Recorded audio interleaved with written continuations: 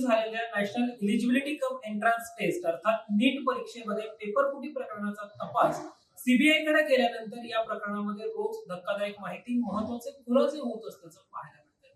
या प्रकरणी सीबीआयनं महाराष्ट्रात नंबर 1 अशी जाहिरात करणाऱ्या आरसीसीच्या शिवराज मोटेगावकरला अटक केली. शिवराज मोटेगावकरला 9 दिवसांची सीबीआय कोठडी देखील सुनावण्यात आली. यानंतर पुण्यामधलं आरसीसीचं जे क्लास आहेत, ज्या ठिकाणी पुण्याच्या डेक्कन परिसरामधून हे आरसीसी चे क्लासेस चालत होते, त्या ठिकाणी आता पुणे महानगरपालिकेकडून थेट अतिक्रमणाची कारवाई जी आहे ती करण्यात आलेली आहे.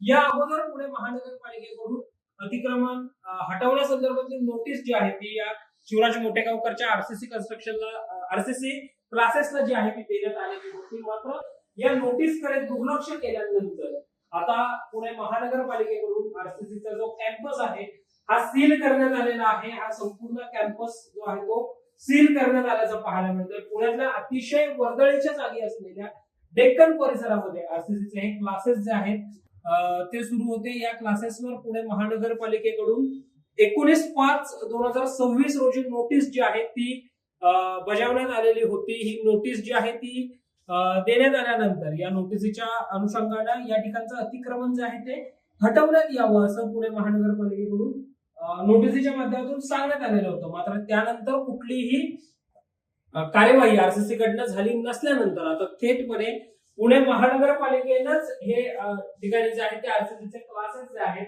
ते सील केल्याचं आपल्याला पाहायला मिळतंय. अगदी काही दिवसांपूर्वीच किंवा हे सगळं प्रकरण ज्यावेळी समोर आलं, शिवराज मोटेगावकरचं नाव या सगळ्यामध्ये येताना आल्याचं ज्यावेळी आपल्याला पाहायला मिळालं, त्यावेळी मोठं आंदोलन देखील झाल्याचं पाहायला मिळालेलं होतं. अगदी कालच पुण्यातल्या काही विद्यार्थ्यांच्या वतीने या ठिकाणी या क्लासेसचा जो ठिकाणी बोर्ड आहे त्या बोर्डला काळं फासण्यात आल्याचं सुद्धा पाहायला मिळालेलं होतं. Learn, study, success, discovery, creativity, strategy, being, work, science अशी आपल्या क्लासची जाहिरात करणारा शिवराज मोटेगावकर मात्र या पेपरफुटी प्रकरणामध्ये अडकल्याचं आपल्याला पाहायला मिळतंय. आणि या पेपरफुटी प्रकरणामध्ये अगदी त्याच्या मुलाची सुद्धा चौकशी जी आहे ती सीबीआय कडनं झाल्याचं पाहायला मिळालेलं होतं. या ठिकाणी जी नोटीस बजावण्यात आलेली आहे या नोटिसीमध्ये प्रामुख्याने मालक आणि ऑक्युपायर विकसन करते Shriram Joshi RCC Motegaonkar classes C सर अर्थात city survey number 1256-2 plot number 621-2 Jangli Maharaj road, बोरावगे towers, दुसरा बंगला, डेक्कन जिमखाना, शिवाजीनगर, पुणे या नावाने ही नोटीस जी आहे ती बजावण्यात आल्याचं पाहायला मिळतंय.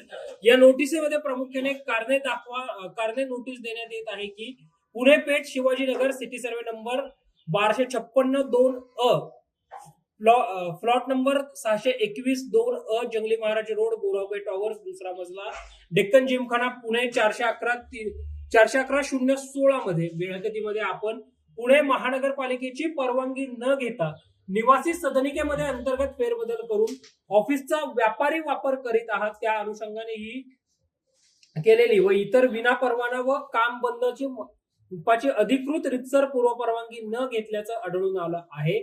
तरी सदरचा वापर त्वरित बंद करण्यात यावा असं पुणे महानगरपालिकेकडून म्हणण्यात आलेलं होतं. आणि त्यानंतर पुणे महानगरपालिकेनं आपण पुणे पेठ शिवाजीनगर बोरावगे टॉवर्स, दुसरा मजला, डेक्कन जिमखाना येथील पहिल्या मजल्यावर, दुसऱ्या मजल्यावर, तिसऱ्या मजल्यावर आरसीसी मोटेगावकर क्लासेस नावाने वापर करत आहात. हा वापर बाबतची सदरची नोटीस आहे असं थेटपणे म्हटलेलं होतं. आपण स्वतःहून ही नोटीस मिळाल्यानंतर जर मिळकत सोडून निघाला नाही तर तुमच्या विरोधात पोलिसांमार्फत कारवाई करण्यात येईल. तसेच तो वापर बंद न केल्यास वरील तरतुदीनुसार आपल्या विरुद्ध कायदेशीर कारवाई करण्यात येईल असं पुणे महानगरपालिकेने या नोटिसीच्या माध्यमातून जे आहे ते मोटेगावकर आधी अगोदरच सांगितल्याचं आपल्याला पाहायला मिळालेलं होतं. मात्र त्यानंतर आता पुणे महानगरपालिकेकडून थेटपणे या नोटिसीची जी आहे नोटिसीनंतर पुणे महानगरपालिकेकडून हा क्लासेसचा जो भाग आहे हा पूर्णतः सील करण्यात आल्याचं आपल्याला पाहायला मिळतं. एकंदरीतच नीट पेपरफुटी प्रकरणामध्ये सीबीआय तपास करत असताना आता सीबीआयच्या हाती आणखी कोणते महत्वाचे पुरावे लागतात, शिवराज मोटेगावकरच्या अनुषंगाने काय माहिती किंवा काय खुलासे सीबीआय तपासामध्ये होतात ते पाहणं महत्वाचं असणार आहे. राजरत्न जोंधळेसह संकेत देशपांडे, टॉप न्यूज मराठी.